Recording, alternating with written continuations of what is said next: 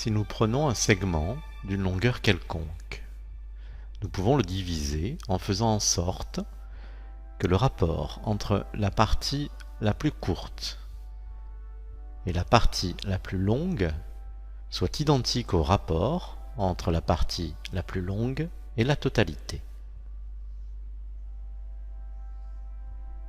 Un même rapport existe donc entre chacune des parties entre elles et avec le tout. Pour cette raison, elle a été définie comme une relation dorée.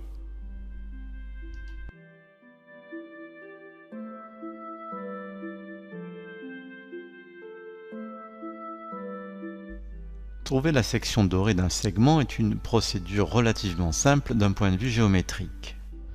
Tout d'abord, nous divisons le segment en deux parties et nous projetons une des moitiés pour former le côté d'un triangle, qui est également la diagonale du rectangle formé par deux carrés. Puis nous traçons un premier arc de cercle avec un rayon qui correspond au côté du carré. Nous traçons ensuite un second arc de cercle en utilisant le point d'intersection sur la diagonale pour déterminer le rayon.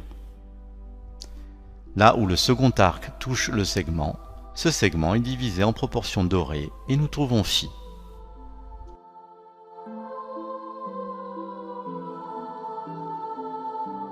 De la même façon, nous pouvons créer un segment doré en construisant un carré de côté 1. Nous divisons à nouveau le côté en deux parties et nous traçons une ligne à partir du point milieu jusqu'au coin supérieur droit du carré. Un simple mouvement du compas et le nouveau segment qui est créé est en proportion dorée avec le côté initial du carré.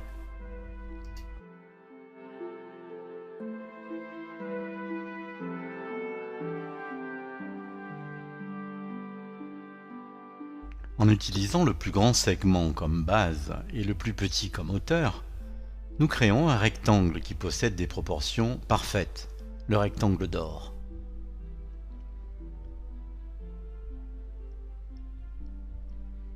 Bien sûr, la même chose se produit si nous prenons le segment entier comme base et le plus grand comme hauteur.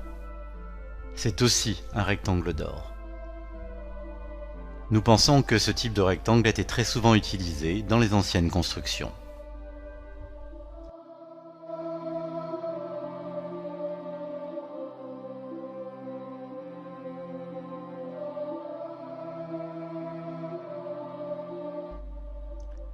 Mais une autre surprise nous attend.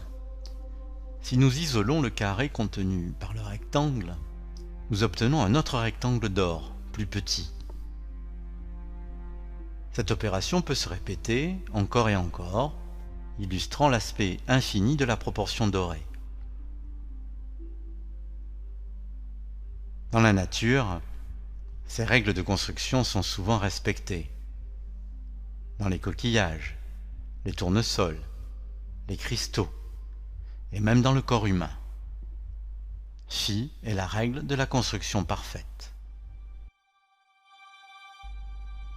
La proportion dorée vit également dans une forme géométrique que nous devons véritablement considérer comme sacrée, l'étoile à 5 pointes. En fait, chacune de ces dimensions révèle la relation dorée.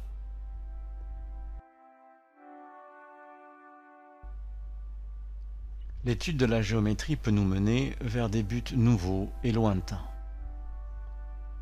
Cela éveillera peut-être notre étonnement de savoir, par exemple, que les étoiles construites sur les nombres π et φ, l'étoile à 6 pointes et l'étoile à 5 pointes, sont dessinées dans les cieux par le mouvement de deux planètes, Jupiter et Saturne. Preuve que l'étude de l'infini n'a pas de limite.